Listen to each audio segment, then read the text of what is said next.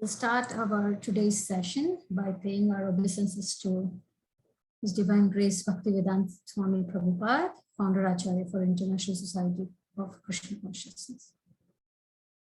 Okay, so we are in our journey for chapter 8 already. And like we had last time, the summary for chapter 7. We are now stepped into the part 2, which is the middle 6 chapters of Bhagavad Gita, which is Bhakti Yoga, right? And in this, we wrapped up chapter 7, which gave us the knowledge of the Absolute. We are now stepping into 8th chapter, which is Attaining the Supreme. That's the title. This chapter has 28 verses, relevantly short chapter, but very important. So we'll see it covers the most important topics for us in this chapter. So now chapter 7, these were the 2 verses we concluded chapter 7 with. Now, and these are the seed verses for chapter 8, right? So last chapter, in chapter 7, we covered that. We came to know that one of the main topics was that Krishna highlights that only a very rare soul can know Krishna in completeness, right? And also we got to know that why don't people, why cannot they know Krishna? Krishna gives the reason that because they are under illusion, under Maya, right? Under the 3 material modes of nature. Now, when we see this as a big problem, right? Krishna highlights so many times Mam, right? That word, Mama, Mam. Then why can't we surrender, right? And we knew that illusion is the key reason. Now, when we know that illusion is the problem, the question comes that how can we come out of this illusion, come out of this problem, right? And then Krishna says, in response to that if one understands these number of items here on these last two verses, then at once they can know Krishna. So understanding these 6 or 6 to 8 questions, but 6 items here will help us to know Krishna. And which are those? That is the starting of 8th chapter. So we used quite a lot of terms here like Adhyatma, Adi Bhuta, Adi Daivam, Adi Yagna, and Prayanakale as well. But yeah, there's a word here called as Brahman. That word also. So Arjuna now, he asks these. Krishna concludes these 2 verses in 7th chapter. Now Arjuna specifically asks what are each of these terms to Krishna. And that's how we'll begin with the 8th chapter, Attaining the Supreme. Now 8th chapter, we have 28 verses.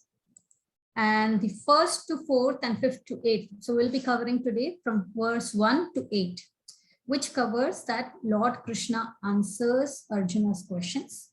So the first 2 verses, we'll see Arjuna asks the questions. And the next 2 verses, verse 3 and 4, we will see that Krishna answers the first 7 pieces. But Krishna specifically focuses on the last thing, which he explains throughout the chapter. Yeah, and we'll see what that thing is. And then verse 5 to 8, remembering Krishna at the time of death. So death, yeah, Prayanakale, right? Death time. That's the key thing of chapter 8. Krishna covers that question of Arjuna in the entire chapter. We'll see how he quickly wraps up the other 6 to 7 items in just 2 verses. But this one thing, death, he explains how can we remember Krishna. That's the gist of this mainly 8th chapter, which comes. Yeah, it talks about that. Now, title of this chapter, like you can see, it's Attaining the Supreme. Now, Prabhupada has named this. Why? Because it gives us an information how we can attain Krishna. Yeah, and the formula is given is to how we can attain Krishna is by remembering Krishna at the time of death. That is the way we can attain Krishna. Now, chapter also gives us an information on how to remember Krishna through different ways. Like we can see in the next verse 9 to 13, remembering Krishna by Yoga Mishra Bhakti. Mishra means mixed. We learned this, right? The component of devotion is high, but it is mixed with something, right? And then 14 to 16, remembering Krishna by pure bhakti. Yeah. And then we see, material world versus spiritual world. And we conclude the chapter by, supremacy of pure bhakti in attaining the Krishna, back to God. Now, the first 4 verses. So like I said, all questions asked by Arjuna, except the last one, will be answered by Krishna in just 2 verses, in verse 3 and 4. But the remaining last question will be answered throughout the chapter, which is about death. Yeah. Now, we'll start today with our first shloka. Hare Krishna Prabhuji, will you be able to read it? Yeah, yes, Mataji.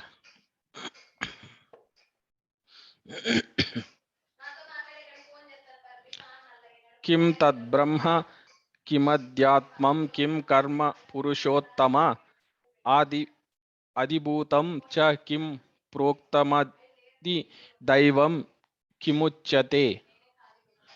Arjuna inquired, O my lord, O supreme person, what is Brahman? What is the self? What are fruitive activities? What is this material manifestation? And what are the demigods? Please explain this to me. Bhagavad Gita 8.1. Thank you, Hare Krishna. So, because we have the English translation here, can somebody tell how many times has Arjuna used the word Kim? It's straightforward. 5 times. 6 times, I guess.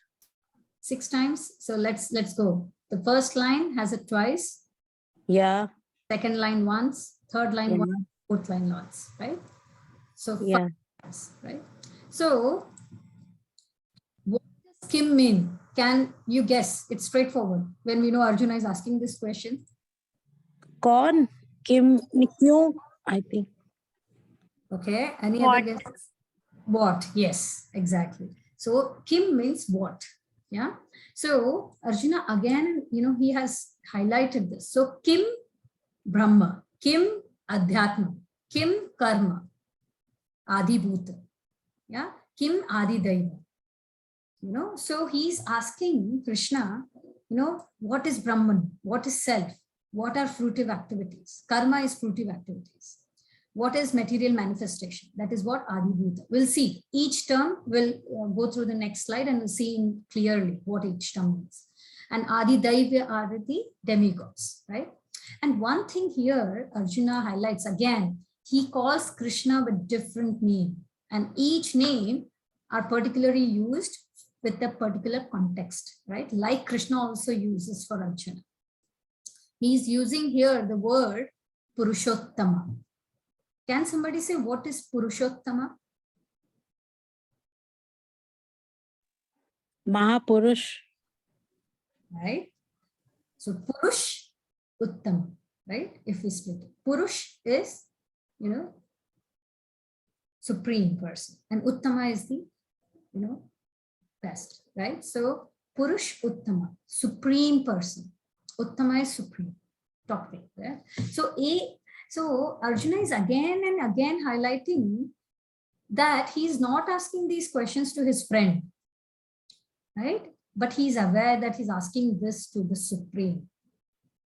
And he knows why he's asking these, because he knows only Krishna can answer these, right? Only Krishna, because he is Supreme. Right? So we'll move now to the second shloka, right? Because it covers the remaining questions of Arjuna. And this shloka, Jyoti Mataji, will you be able to read it? Yes, Mataji. Adhiyagga katha katham dehe sim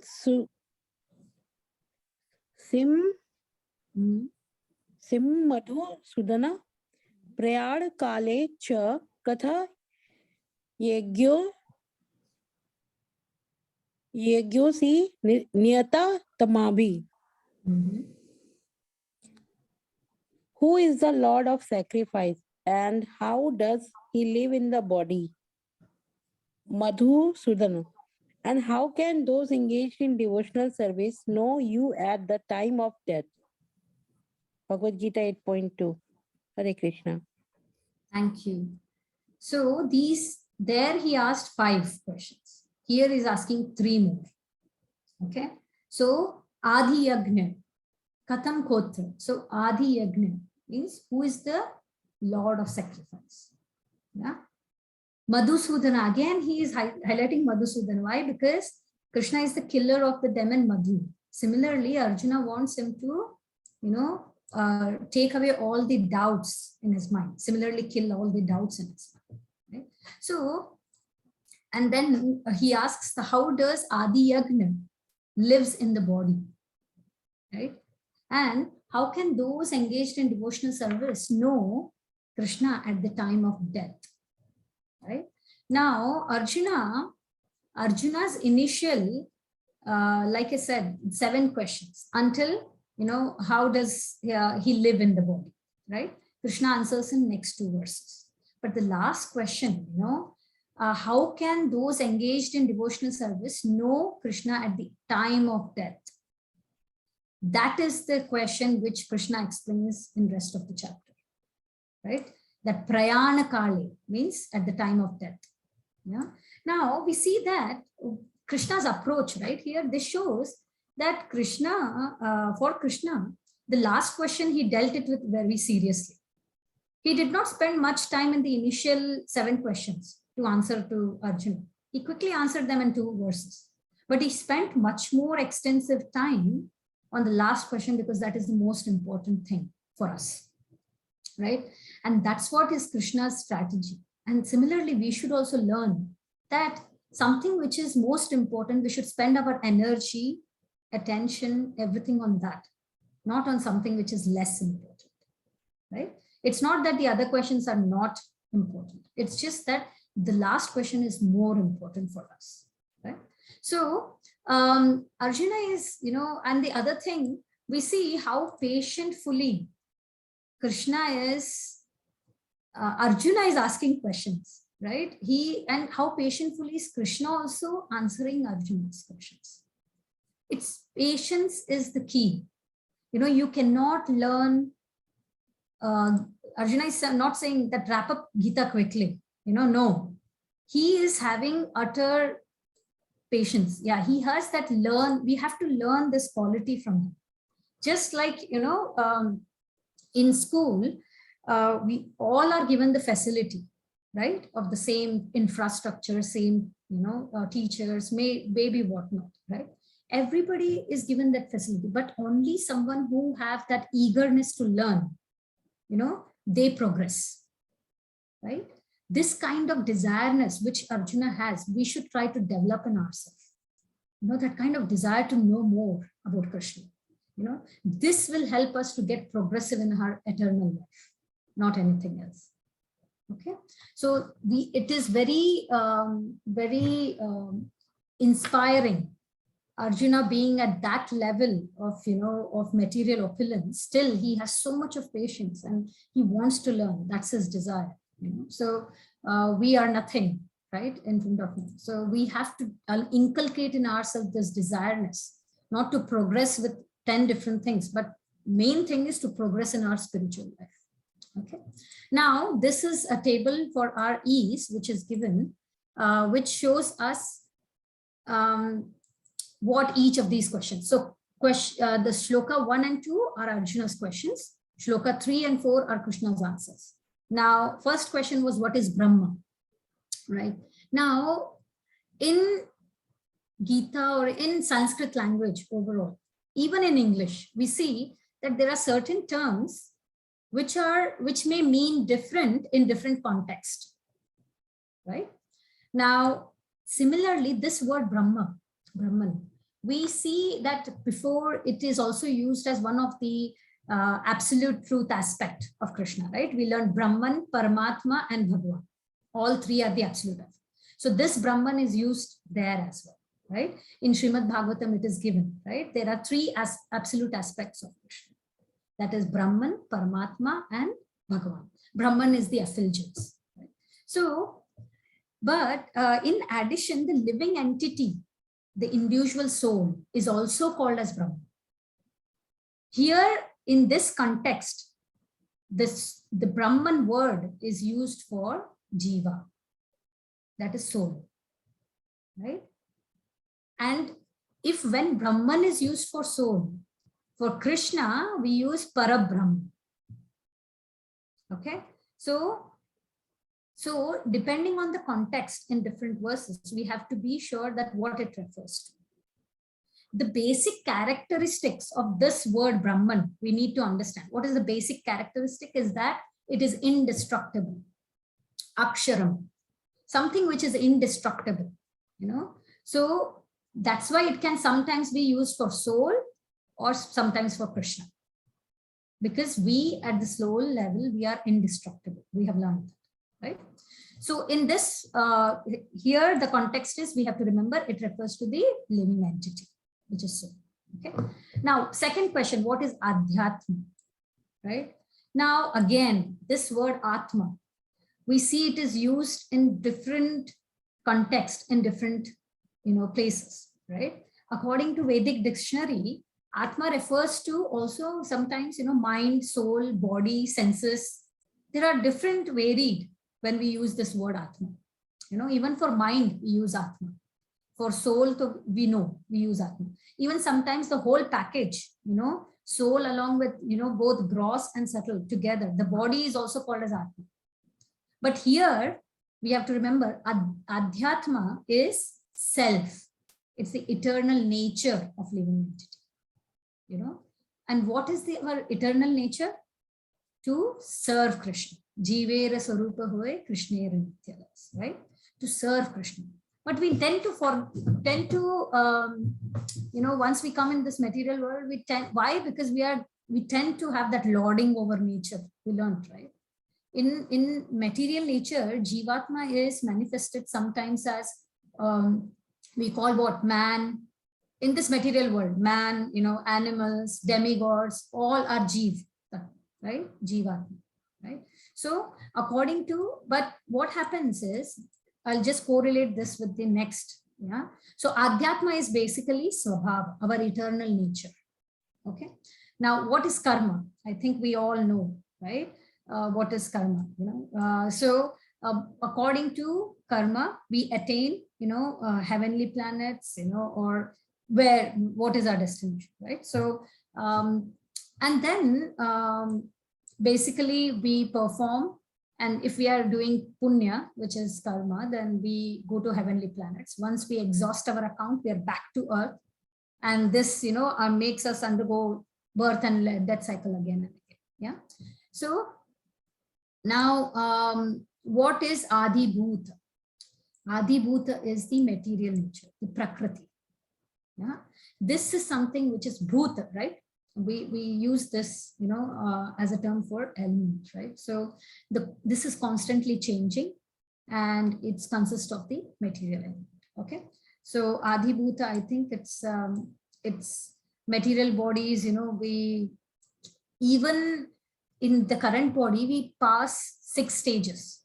It's not only at the death that our body changes, right? It's also within the same body. We pass through 6 stages, which is we are born, we grow, we remain same for some time, then we dwindle, we reproduce, and then death, right? So these are the 6 stages. So this physical material nature is Adi Bhuta. Okay, it is constantly changing, and it is temporary. Right? It will get annihilated at some time point. We have to remember that. Next is Adi Deva. Adi Deva, we will learn a bit more on this on the 11th chapter, yeah, which is the universal form. You know, it's like a conceptual representation of Krishna. or meditating on Paramatma form of Krishna, right?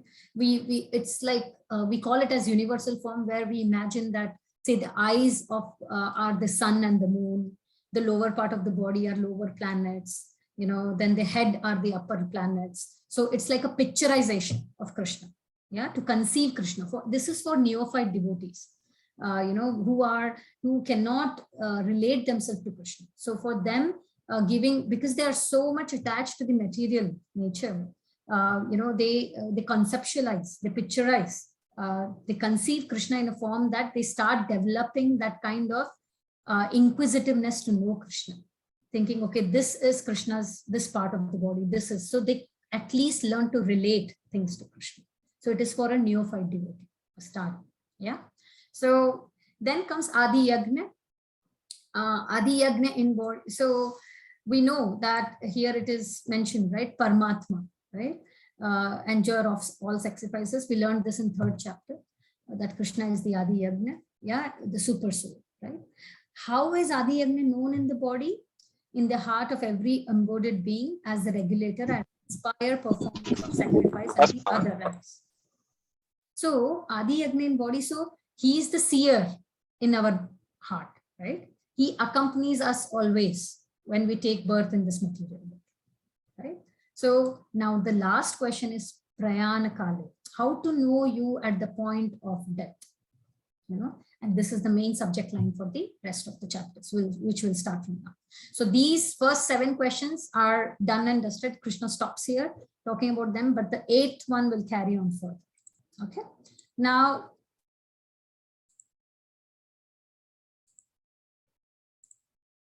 yeah, maybe Kavya Mataji, will you be able to read this? Yes, Mataji. In Vedic literature, the living entity is called Jivatma and Brahman, but he is never called Parabrahman. The living entity, Jivatma, takes different positions. Sometimes he merges into dark material nature and identifies himself with matter, and sometimes he identifies himself with the superior spiritual nature. Therefore, he is called the Supreme Lord's marginal energy. According to his identification with material or spiritual nature, he receives a material or spiritual body. Hare Krishna. Thank you. So we know, right, that we are marginal, energy of Krishna. Why marginal? Because we have both the spiritual component and the material component with us, right? So that's why, we have a higher consciousness to go towards Krishna, to develop that spiritual nature of ours, to go towards Krishna, which automatically makes us to go away from the material nature, right? If we identify ourselves with spiritual nature, then Krishna assures that we'll get the spiritual body. But if we identify ourselves more with material nature, then Krishna is also giving us that platform, right? This material world, to be undergoing the birth and death cycle again. So we have to, this is taken from the purport that we have to understand these terms, when Jivatma, Brahman, when Brahman is used for living entity, we should know that Parabrahman is for Krishna. Yeah. So with that, we'll move to the last, verses, 4 verses, which we'll be covering today. Yeah. So remembering Krishna at the time of death. Now, this is the last question, right, of Arjun. Now, I know many people I have come across who hate to talk about death. It's not about facing it. It's also about just hearing. If you say something about them or even about one of the relative or family or friends, they'd say, don't talk about this. They are very sensitive. Because they say, I have also come across people who say that why to learn the art of death? Let's learn the art of living. But this is reality.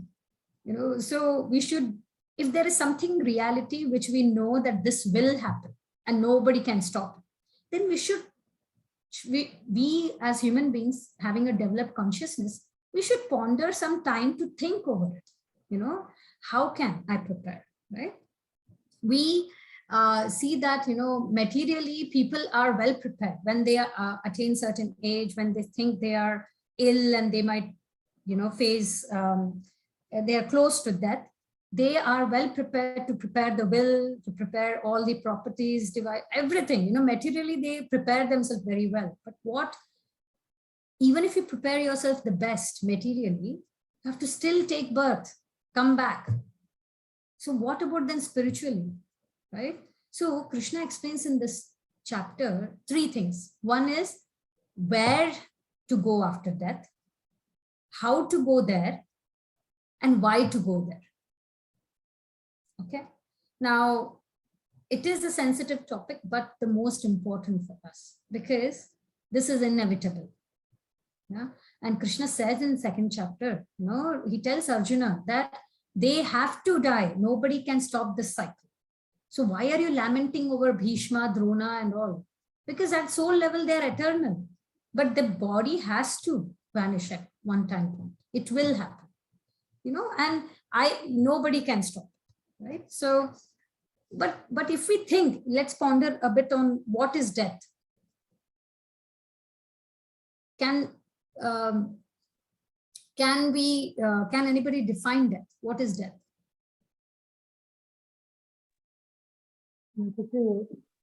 Leaving this body.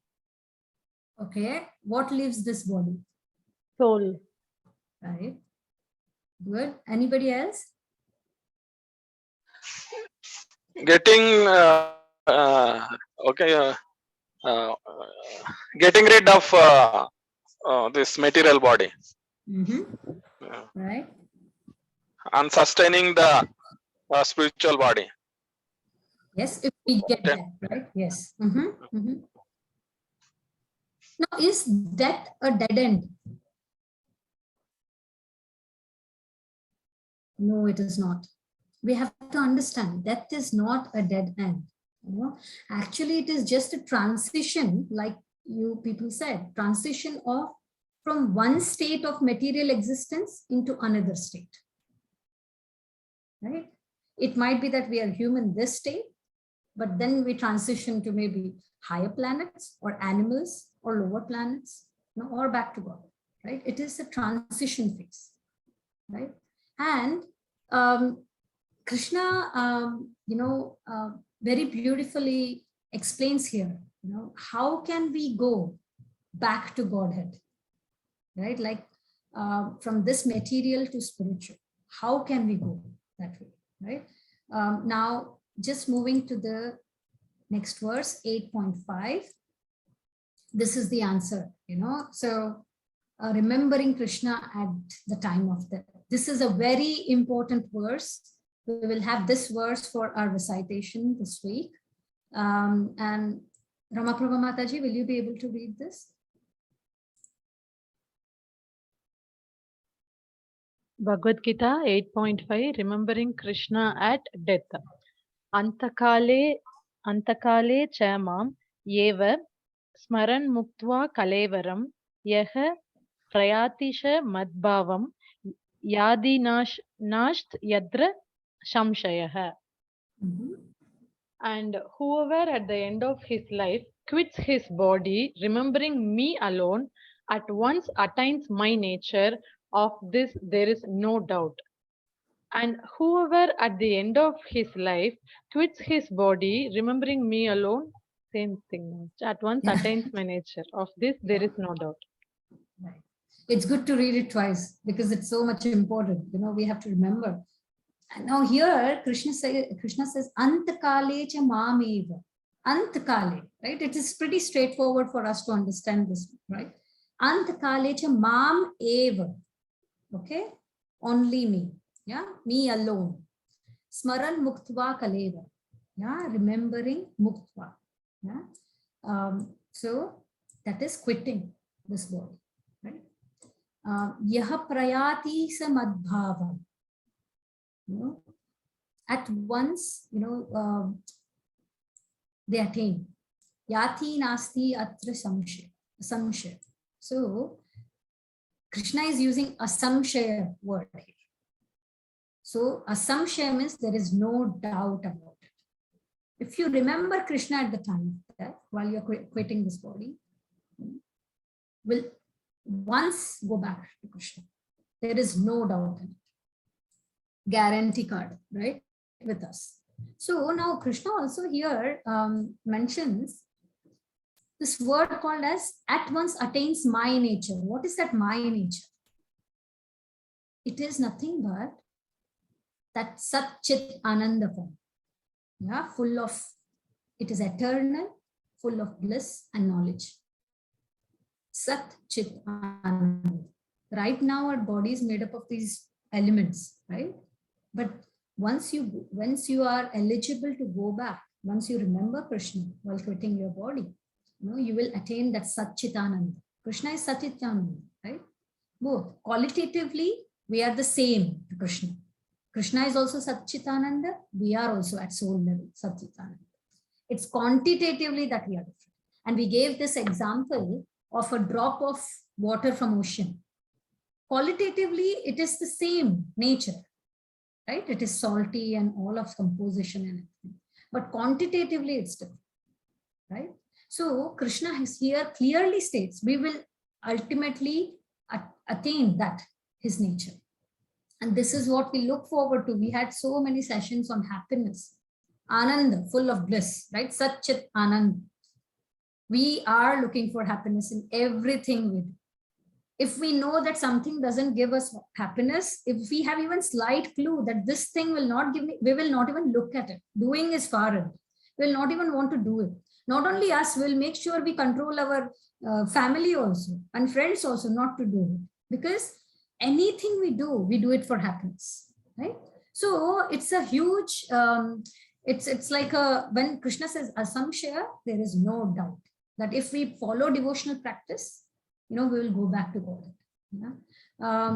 And sometimes, Prabhupada highlighted this, that sometimes, quite a lot of times, a person comes up and says to a devotee, or a devotee, expresses that even after doing devotional service for so long, I'm still not feeling this. I'm still not able to maybe control my anger, my emotions. I'm still not able to feel that bliss. It might be different things. It's like, so we have to, and then people around us who are non-devotees, they might make fun. Or what's the point of doing? You're wasting. But we have to understand that it's like we are in a school, right?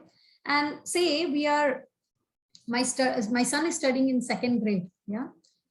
And he's studying in this school and in that grade, and somebody walks up to him and says that, asks a question about trigonometry or, chemistry, something, which is too much for him, right? And he will not be able to answer.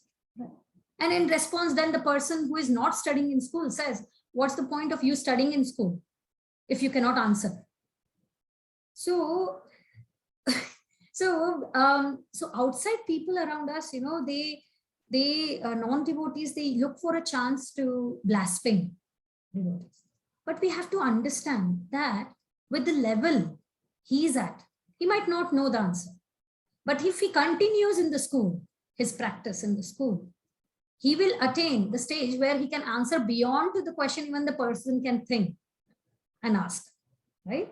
So it is consistent, practice and continuation. So nothing, that's why we should remember that there is always, when you are into the tunnel, you will come out. There might be a phase where there is darkness in the tunnel when you're in the middle. But when you if you go forward, you will see the light, right? So it will pass out, and so we all are in different stages of our devotional life. We have to remember. So we should continue, right? We should continue. Only when we do something regularly, we can remember things, right? Only when we do math sums regularly, we'll be able to do it, even at this grade and higher grade. Similarly, when Krishna is saying at the end time point, if you remember me, right? If you quit your body by remembering me, he's assuring that we will attain his nature. Yeah, we'll go back, right? So how can we remember at the tough time points? death is the most challenging thing, right? It is very difficult to face it. And how can we face this difficult challenge? How can we remember Krishna in this difficult time? Now, when we are, quite a lot of times we feel, right, I'm feeling feverish, I'm not well, I have guests come over. We have several examples with us in our day-to-day life where we feel, oh, I cannot chant, oh, I cannot do my Krishna consciousness activities, right? Now, yes, we all, yeah, that is, we have to do it. But I think the most important thing is we can only remember Krishna at the toughest point of our life if we continue practicing that, if we keep that, right? If we don't continue practicing in our easy phase of life, then how can we remember the same thing at the tough phase of our life? We cannot. We cannot pass through the tough phase of our life without our efforts being consistent, right? It's like, can you pass a final exam without preparation? Yes, there are few people who come back saying, I did last minute prep and I really, got through. Yes, that might happen in the material world, but no shortcuts with Krishna. We know, right? We saw how Maya Devi is very particular, right? She makes sure that's her duty, right? That only the right people are filtered through, right? They go through back to Krishna. So we have to, the bottom line here is for us to remember Krishna during the time of death. We should have consistent practice to remember him during the time of, during our day-to-day life. Only then in the time point, we'll remember. Okay, that's the bottom line of this verse. Yeah, and then we saw, we can correlate this with the example of Ajamila, right? Ajamila is a famous story, but I was hearing some lecture where, they said that, I think Gaurang Darshan Prabhu, he had visited a college and he asked in the end of his lecture, who is your favorite devotee to the students? And the students came back saying that, one of the students came back saying Ajamila, and he was surprised, what, Ajamila? And he asked why, and then the student said that he enjoyed while he was in material world, and then he eventually got through the spiritual world also. So that we have to understand that happened because Ajamila had the practice, right? He fell down, and we'll see in this Bhakti Yoga, in 9th chapter, I think that Krishna says, when you fall down, Krishna will pick you up again, because you have practiced before. Devotees will fall down. If there is a fall down, Krishna will handhold, because we have the desire to go back, right? So Ajamila, like we know, he was practicing, his devotional life so well, and just with one not ethical sight, which he saw, a woman with a man, he fell down, right? But because of his prior pious activities and the current life, devotional service and the past life, all the account together, it made him, he got 10 children from that prostitute, and the last one he named him as Narayana, right? And during his death, he was very attached, because he was very attached to his son Narayana, he called out Narayana. He was calling him out. And then what happened? The Yamadutas came, the Vishnudutas came, but because he uttered, Narayana, that made him give a second chance. There's a book called A Second Chance, on this. It's beautifully, described there, that how Ajamila got a second chance. Then he went back to North and, he performed devotional practice and he went back to the, right? So similarly, one of the good examples also in the purport, which Prabhupada has given is Raja Kulshek. Yeah, he was a king, well-known king, but what he used to pray, he asked was, he asked Krishna to take away his body when he was healthy and young. Why? Because he said, when I'm healthy, when I'm, healthy in this body, I'm able to chant.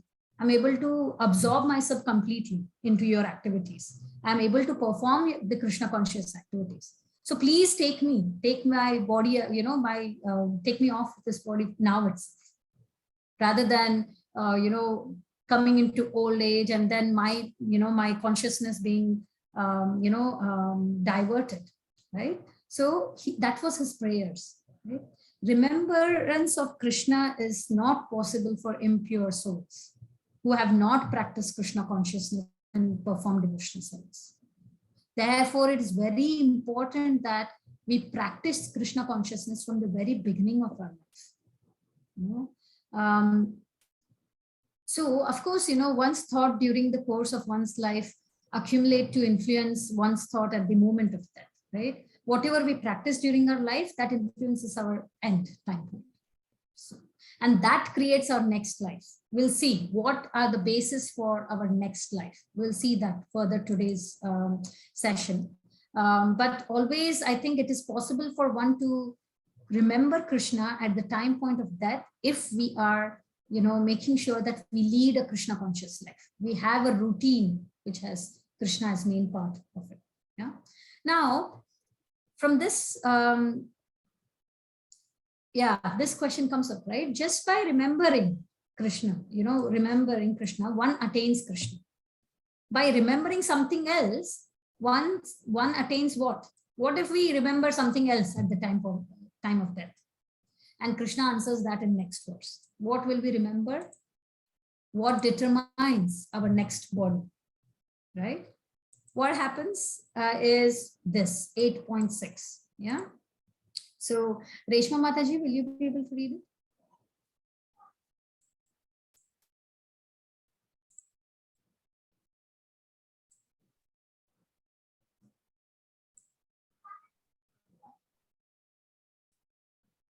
We can't hear you in case you're speaking. Yeah, Mataji. No, Reshma Mataji, it was her turn. I think there's some issue with the audio. Oh. Hello? Yeah, we can hear you now. Yam yam vapi smaran bhavam tyaja tyante kalevaram tam tame vaipi kaunteya sada tadbhava bhavitaha.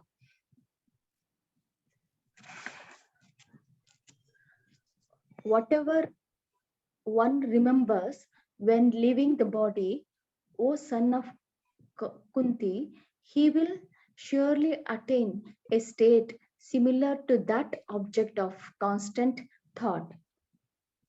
Should I repeat the same thing? No, that's fine. That's fine. Thank you. Thank you, Reshma. So, very clear. Whatever one remembers, yam yam vapi smaram bhav. Whatever one remembers, ant kalevaram, yeah, when leaving the body. Tam tam evaiti kanteya, right? You will surely attain sada tadbhava bhavita, a state similar to the object of that constant thought, right? That's why it is important for us to constantly think of Krishna in activities we do. Otherwise, how would we remember, right? It is not easy. Krishna is clearly saying, whatever you remember. There was an example, I think Radhesham Prabhu's lecture. I heard that there was a mill owner. He was attached to establish, make the mill success and everything so much that while he was dying, he saw his relatives, workers, family, everyone around, gathered around there. And can you imagine what he must have thought? He thought that, oh my goodness, everybody is here. Who must be at the mill to take care of the mill? Because he was so attached to the mill, even at his end time point, he was thinking about the mill only, right? And then what he became? He became a rat because his karmas of that life were to become a rat in the next life. He became a rat in that mill in his next life. Because his thought was, completely for the mill. He definitely got what he thought, in the next life, because he became a rat in that mill.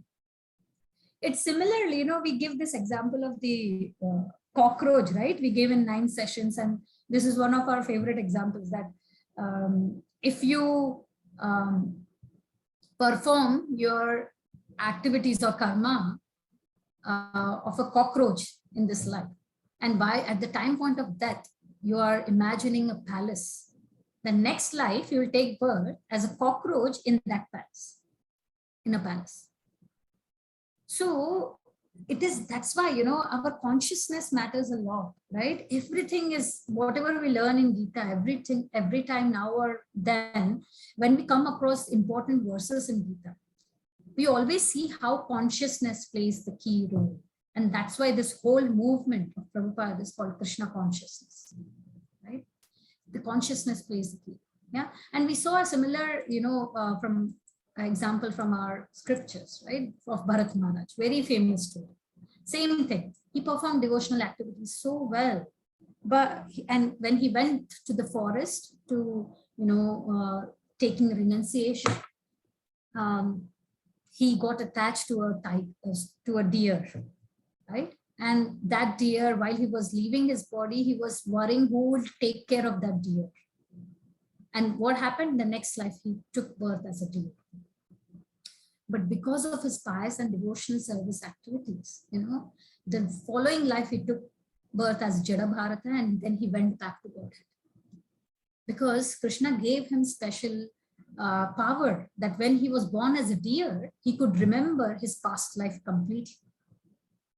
So he as a deer, he went to the ashram of great sages. He did all the austerities. He ate dry grass, and then, eventually the next life he got the opportunity to get, he took birth as Jada Bharata, and then he went back to Godhead, right? So since the previous thoughts drive thoughts at death, one should practice abhyasa, remembering Krishna throughout life. That is the key.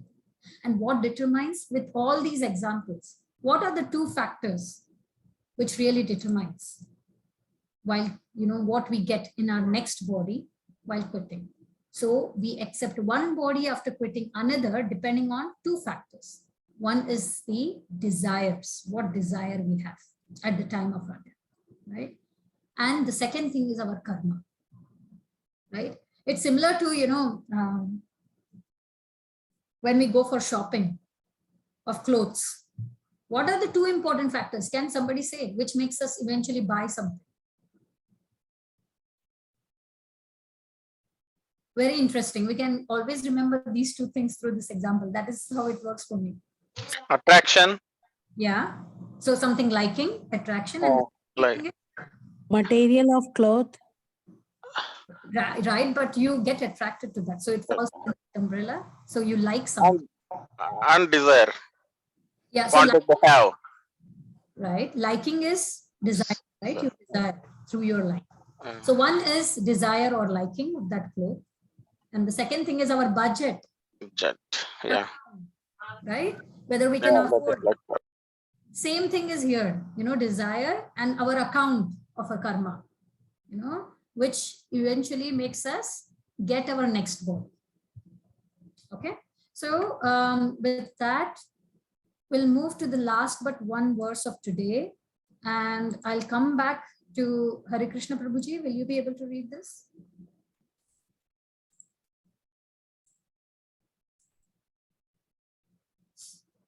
Again, one more. Yeah, yes, Mataji. Yeah.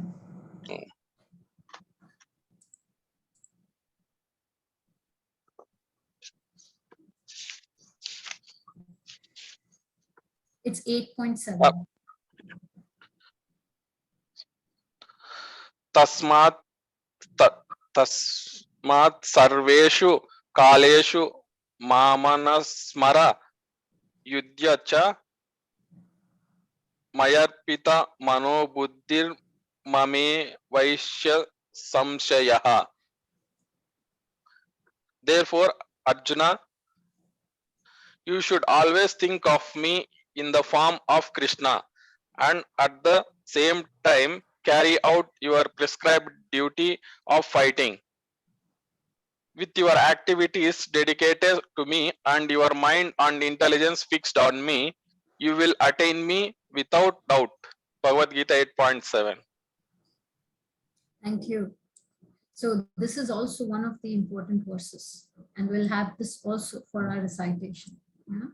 So tasmat sarveshu kaleshu. What is Krishna saying?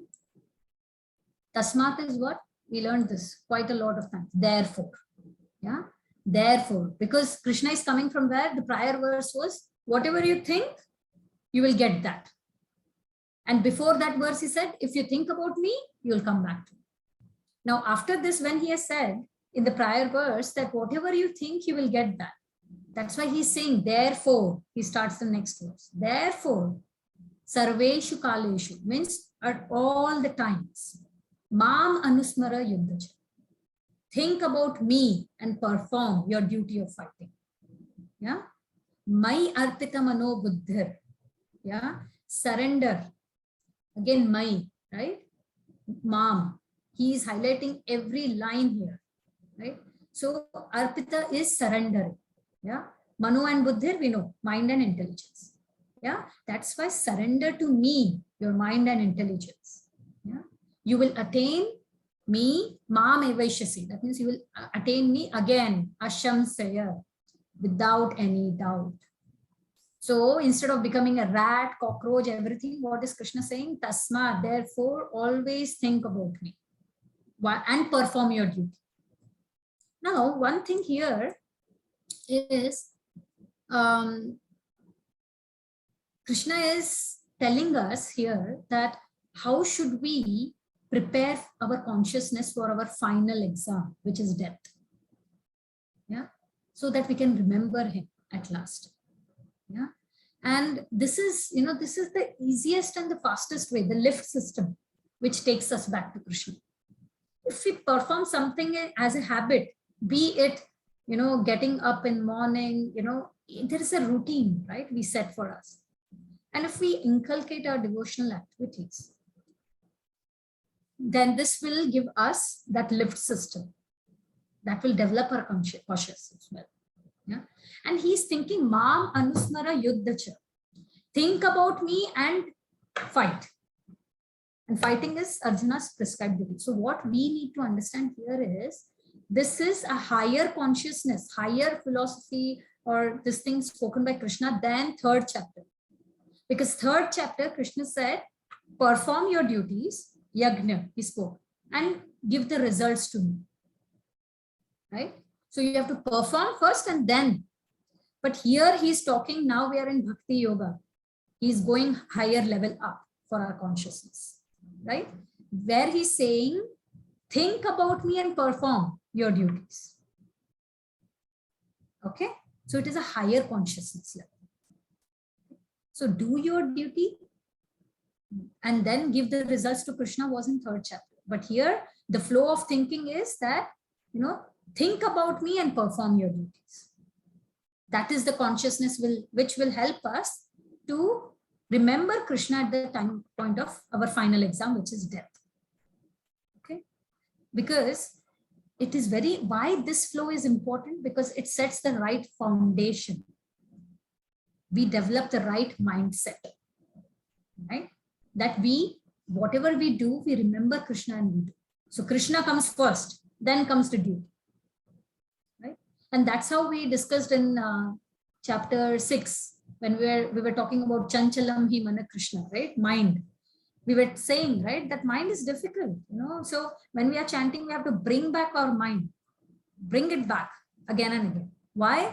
Make the mind realize, train it well, that Krishna comes first and then all my material things which are going in my mind, whether it is school of kids, my job, my husband, all of that, right? When you're sitting and chanting, give that, the mindset has to be clear.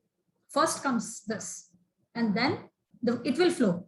If we control, we said that if we control our 9 p.m. to 9 a.m., then 9 a.m. to 9 p.m. will be controlled. Very easy. What that means, I think we discussed this before, that if we, from 9 p.m., if we sleep early, we get up early, Mangala, you do your chanting, 5 to 7, you do your aarti and all, and then read here. And 9 p.m. to 9 a.m., if we get up early and we have that controlled until 9 a.m., then automatically from 9 a.m. you'll see all your material activities will be controlled until 9, right?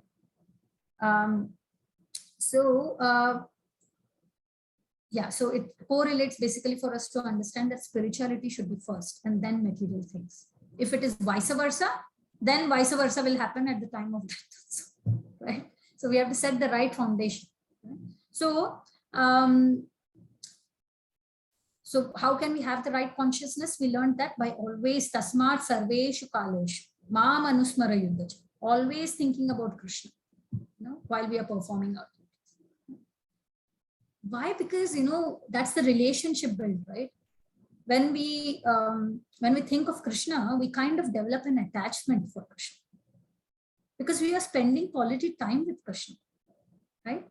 When we do our regular chanting, reading, hearing, which is around 3 to 4 hours of a day dedicated to Krishna, if we see it percentage wise, it is hardly any percentage of the day we spend on these activities, right?